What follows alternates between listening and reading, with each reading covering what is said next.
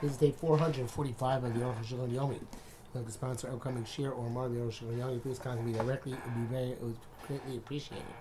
Today we are doing Siman Shin Aleph, of course, Sif Chav Dalet to Sif Lamed. Chav Dalet. Hamotzi Shnei meaning in the Zohar of Hasus. Somebody takes out two strands from a horse's tail, Mizon of Apara, or from the tail of a cow. They are kept in order to hunt birds. And then you make a net out of them. You take out a hard hair from a pig. Chayav, the way the sunlight because a cobbler puts it at the tip of his thread. Evidently can serve as an effective needle. Natsri dekel, the eights, the strings from a palm tree. Stein, two of them, but they near a base organ. They serve to make the holes in which you insert the thread in the weaving machine. Base organ. Ture dekel, and klipe charayos. This is a the peels of the palm tree leaves. Achas, one of them, the chazit for the last, because it is effective to, I guess they use it to sew things out of palm leaves. Mitzemer gefen, mitzemer kalach for cotton, and I guess kalach is something similar, but some gemalim, and camel hair, and varnovim, and rabbit hair, the chayish shabiyam, and hair from creatures of the sea. The shar call an 18 adios which be woven, enough to spin a actually anything which is spun, enough to spin a thread which is 4 tefachim long.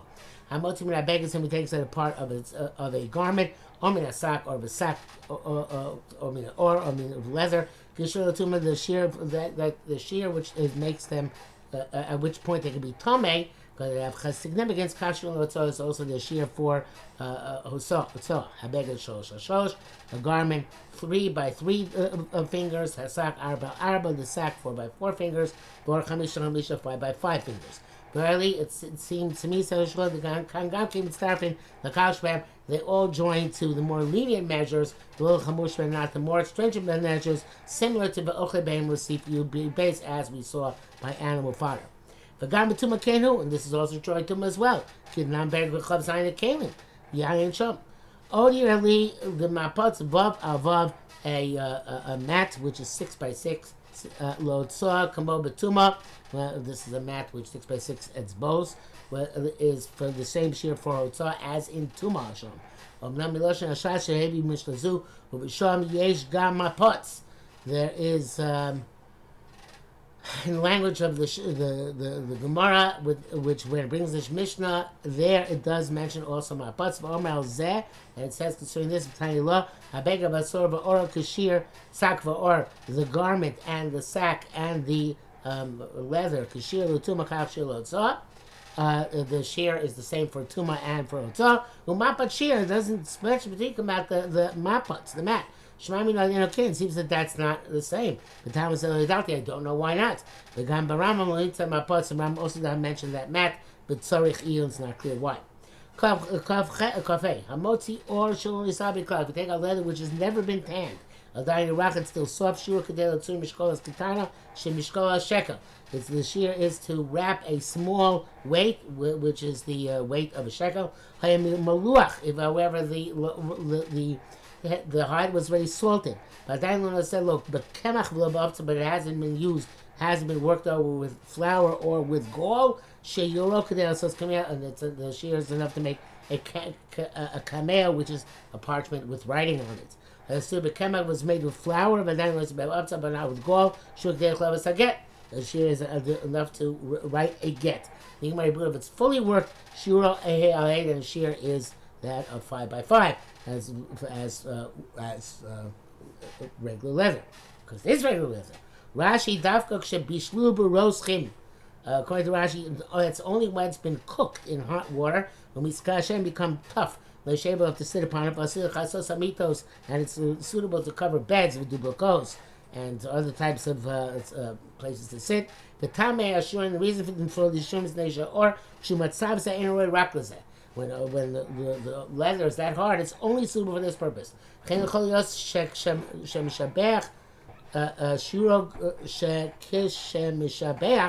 why it may well be, although it seems an anomaly, that even though it improves and it's more significant, nevertheless, the shear goes up because it's gone because Shishmach there was before it was improved. As is clear from this halacha. Chavav hamotzi klaf megubot. Somebody takes parchment which has been worked. Kedei lichtov Allah parsha Shema tefillin. It's a shear to write Shema. Shkein tefillin kosim al klaf because tefillin is written on parchment. Ushmai aktash b'chaparshas. The Shema is the smallest of all the parshas. Duchstustus to be taken out duchstustus, which is a different form of parchment. Keichtav la mezuzah. It's the amount to write in mezuzah. Nation yichtevas al duchsustus, because that the type parchment called duchsustus is used for mezuzahs. K'mosh k'sav el sim lamed beis then sim reish beches. Well, tefillin pasul duchsustus. You can't use duchsustus for tefillin. Ma'al duchsustus b'arasham. This has been explained back then. Ve'en l'shol lama b'tefillin chai parsha achas mezuzah b'in l'shir kol mezuzah. Don't ask why by tefillin you only need one parasha, and by mezuzah you only have if you take a shear, have the shear of both parashas which are the mezuzah. So the mezuzah have a rakbar achas, because the mezuzah can only be on one height, and on two heights it's possible. So have the sham. Tefillin b'sharosh have an arba klavim. But tefillin in the sharosh is in 4 separate parchments. A parsha achas chazi bayis achot sharosh. So in one parsha is sufficient for one bayis on the sharosh. Nior paper, the shear is kedei lichtov shtei osios shel kasher mochsin.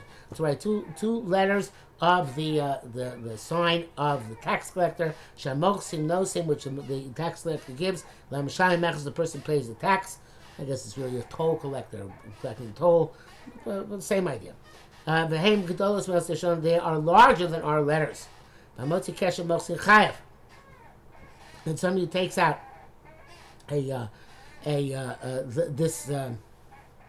kesher mochsin, which is the seal that you pay, he's liable. Even though he already showed it to the tax collector and it's used, become a no so tomid emo. Nevertheless, a person continues to carry it with him. Laroshu gavra, the parent, to show that he's a person who pays up his tax.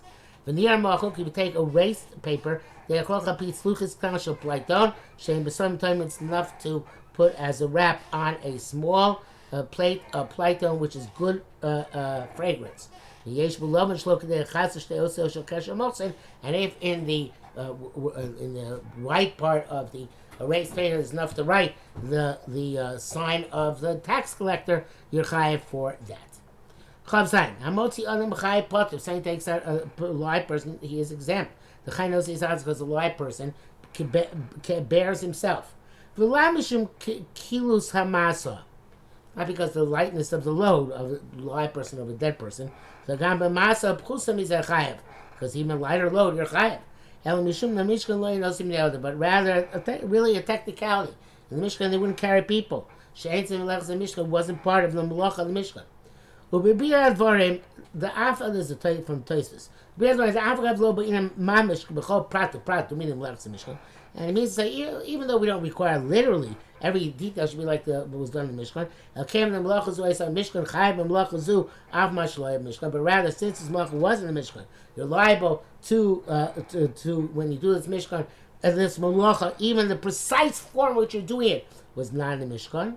And nevertheless came in the Siyas Odam Ba'achayim Mishuneh, but since carrying a live person is different than any other carrying of a burden, the Kol Masos had no son kulo, because by all burdens it's dead weight that you carry it all. Avon no says as a person to a certain extent carries himself even as being carried. So it comes out that the person who's carrying is not carrying it completely. Now, if they did take place in Mishkan, then we would extrapolate for that. They don't say it's chayav. Avo came in the Mishkan loya, but this didn't exist in the Mishkan. Came Mochazu loya of Mishkan, so the Mishkan was not did not take place in the Mishkan, and you're potter.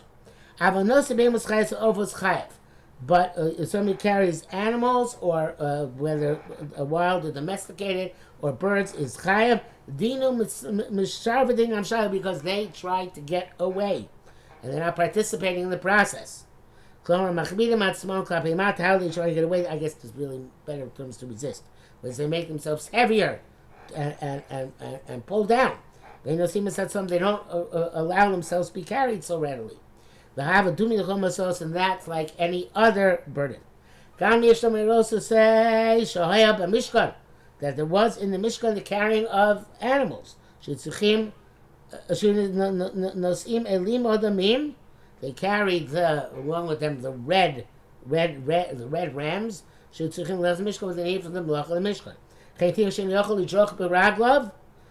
a child who's not able to step on his own, he's not considered chayav. You're liable for him. So to a sick person, a person who's tied up, they don't participate in the process any way, shape, or form. It's just like any other burden. You're also going to see this in the Mishkan. Women who spun thread, if they had a baby, they would carry him at the same time. Okay, and when a worker got sick, they had to carry him. And somebody who's too young to walk, or too sick to walk, or tied down, it's all the same principle. Okay, it says brackets that this is according to Rabbi Nosson, not Rabbanan, but since we're not familiar with how to Rabbi Rabbanan, well, it doesn't matter to us. There's a mistake that the masses make. They carry children and babies in places they're not allowed to carry. The customs say that on a person you're exempt. But they desecrate the Sabbath. If it's a child who cannot walk on his own, then you're liable on carrying him mida gaisa. So it's only permissible to push him along. They should stand on the ground. If you can pick up one foot and put down the other foot, pick up one foot and put down the other foot. Then you're allowed to carry him, hold him in your hand, and to push him along. Even a large child who can carry, but does bear himself. Granted